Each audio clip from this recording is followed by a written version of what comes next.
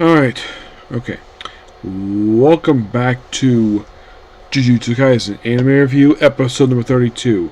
We're here reviewing the 51st episode of the series known as Perfect Preparation, which also happens to be the 4th episode of the Culling game arc. This episode covers chapters 148 to 152 of the manga. Yeah, and this is a very crazy episode. Now, they have promoted this episode to be 30 minutes. On the Action Cruncher website, it was actually 28 minutes, but close enough. It is a little bit longer than a typical episode, so here's what happened. The whole episode focused on Maki. So, Yuji, not in the episode. He is not here. Megami only appears in flashback. Nabara is not in this arc at all.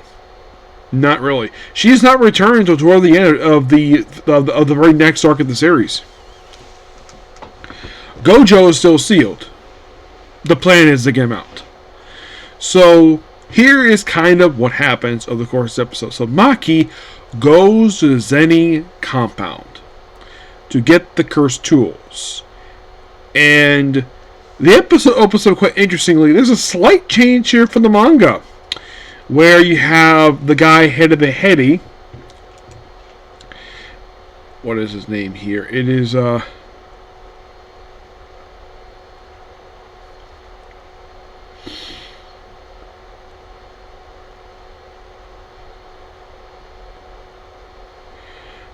yeah, the guy who was a dick. Apparently he used to bully Maki when he was a kid, when they were kids. And we see him put his foot on the piano. Now, in the manga, this was closed. In the anime, they have it open for some reason. And it's like, what are you doing? It calls her face ugly. That's why like, Maki is still not the bad-looking woman, despite having the scars on her. And then proceeds to, well, find the cursed tools. And, of course, her mom is like, you can't go in there. You're not allowed. And she's like, oh, I have permission from the current clan head. That being Megami, which they do explain the flashback of like him reacting to get the role, and like why did Maki take it? Like, she's not ready for it yet.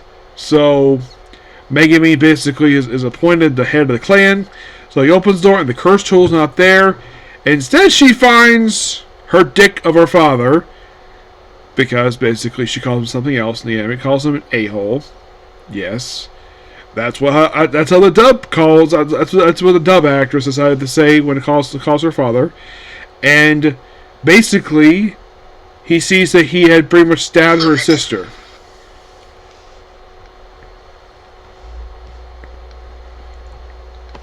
And they have fighting, and of course she breaks his sword, and then he stabs her in the side, and then he proceeds to drag both of his daughters, and he does explain the reason why he was not named the previous clan head. And Maki's like, because you're a dick, and of how the way you treat your kids. And he's like, it was because of technique or all this other stuff. He says the reason why he was not chosen as the Zeni head clan was because of the quality of his children. Because he had twins. I'm like, that's the reason why, basically, he was passed over? That sounds like a really dumb reason. Like, from a reality standpoint, that sounds so stupid.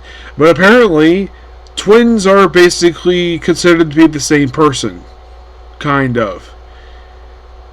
And then Mai proceeds to make a big barrier and gives basically her swords to Maki.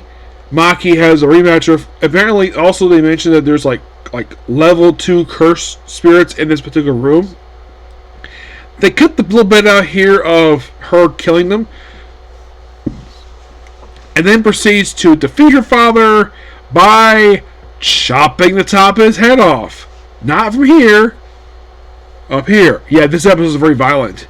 And then of course, oh, here comes the Heady, where there's a lot of them. There's like over 20 of these guys. It's like, oh, don't kill Maki. Let me do that. And then we have this over-the-top death scene where we have Maki with her cursed tools, proceed to massacre this whole group in this over-the-top, gory fashion. Like we see legs get chopped up, beheadings, sliced in half. It's like, oh my gosh. Damn. No wonder why this episode was 20 minutes. Like, I'm surprised basically people that Crunchyroll put. I'm not actually looking at Crunchyroll for this. The animator shit, but Trigger were like, yeah, that's a violent episode. Oh my gosh. And the guy in charge of this group was like, they must like, oh crap, she killed them all, damn! Oh yeah, this actually was the Kakar unit, yes. Kills all the members. And apparently she is being a member herself. And proceeds to, like, wipe the floor with it, like, damn. And then takes on the Hitty.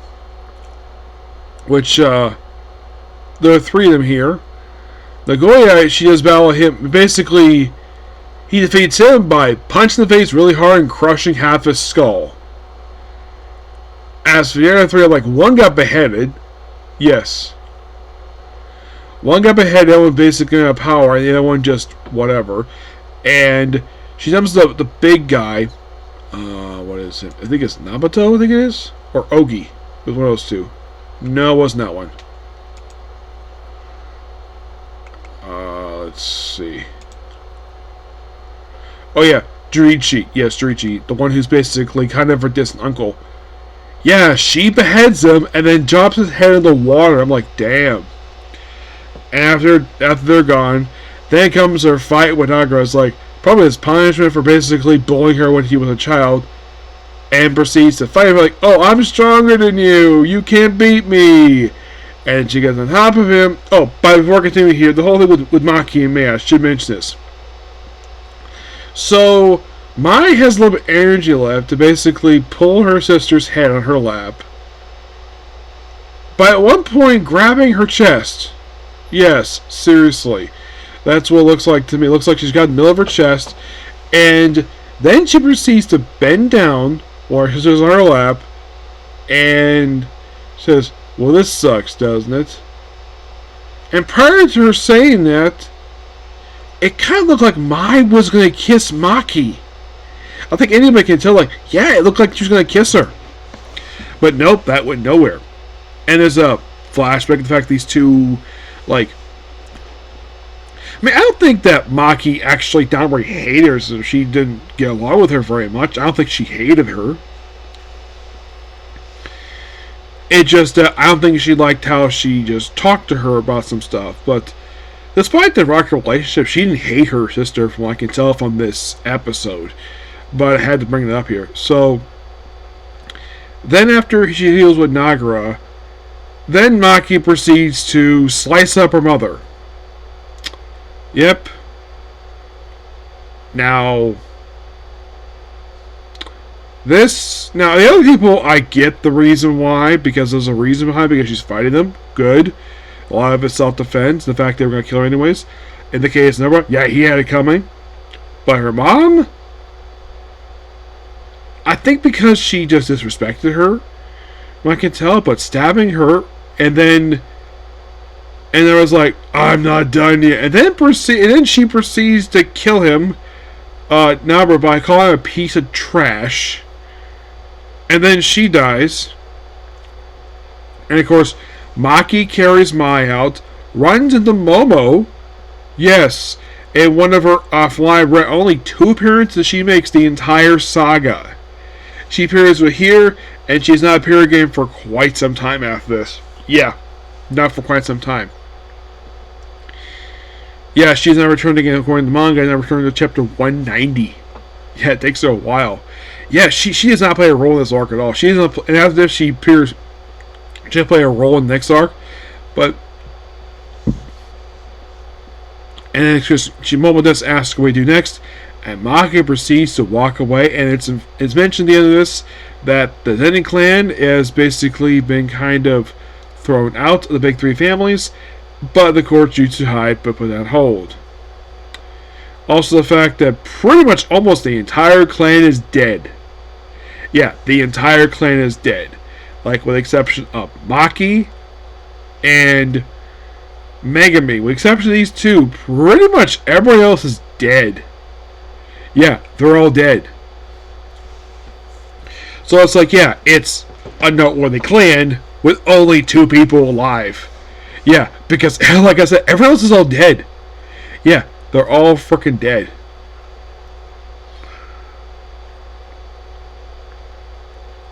Actually, first was the Kashi, and then it was the Cocker unit, and then it was the Hint. Yeah, she pretty much killed everybody. Like, there's nobody left.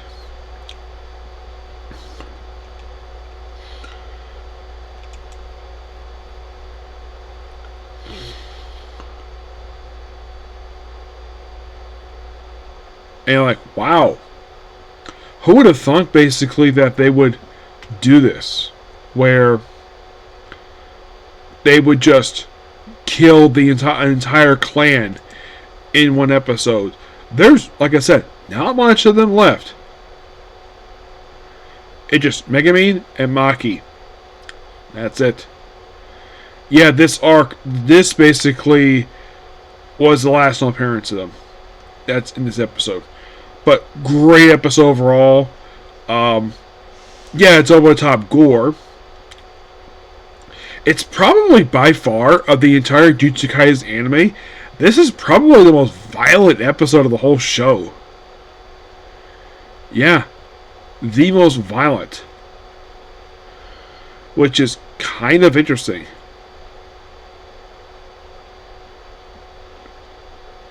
Oh yeah, and the whole scene with the Kakuya, how they kills him, it's a homage to Kill Bill. I'm like, not a bad idea for an anime to do that, because Kill Bill is a very popular violent movie. So I guess they figured out why not. It is interesting though that May, Maki's older sister, that she's gone with this episode, and she's been there kind of since the start of the show. Yeah, she was not a very likable person, but it is something though that she was around since like episode 8 of the show. And you're probably thinking, did she really do anything before this? Well, she was in the Cursed Child arc, obviously, which was the movie. Then she appeared in Fearsome Womb, Kaito Goodwill event. The Shibuya instance, she didn't do much at all. She appeared roughly just a couple times, didn't do anything at all, and then this arc, like her whole involvement in the Culling game arc, was all adapted for this one episode. Yeah. Now, do I think she was a terrible character? No, I don't think so. I think she was fine the way she was written. It's just that she was a bit arrogant to what she was. But the thing is, I think for some people they couldn't exactly feel much for her because she didn't appear a lot. And my guess is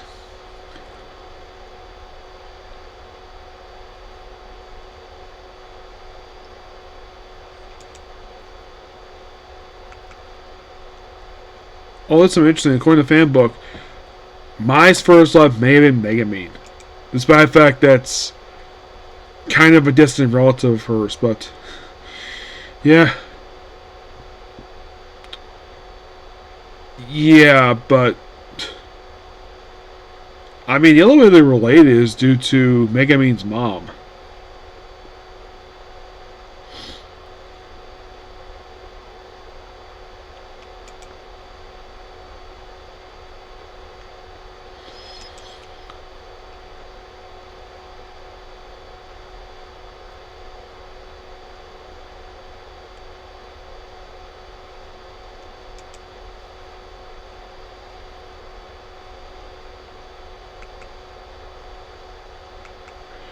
But not really much to say of this episode.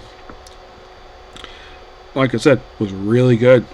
Oh yeah, really good. Oh, and the thing about Mai, she shared the same voice actress as the character Manami Suda from the Jujutsu Kaisen Zero movie. Yep. And she also returned for the show itself. Yeah, she did. She appeared in the Shibuya incident where she got killed off.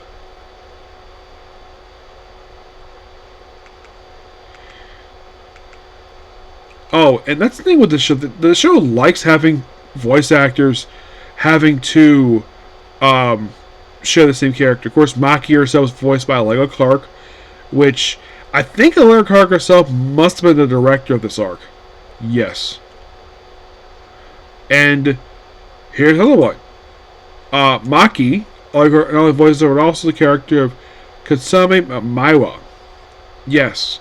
She is another character who was voiced by Allegra Clark. And those I know kind of her being the director of this arc because it's kind of bring up on Twitter about this, where she talks about basically this very episode. She actually posts a picture of the script of this episode, not the whole thing, just the first portion of it, on Twitter for some reason. And according to her, now she has been. I did ask her what anime that she has worked on where the dub took a very long time to come out. She didn't say the name of it, but she does say that Netflix dubs basically take a long time, which is not unusual. But that's why I asked her about it. And this number 9, Jujutsu Kaisen's Culling game is really good. I told you about this when it comes to this arc. This arc is just as crazy as Shibuya Insane. It's Shibashita Insane. Yes, that's it. In the city. It's a city. It's a shopping district in Tokyo.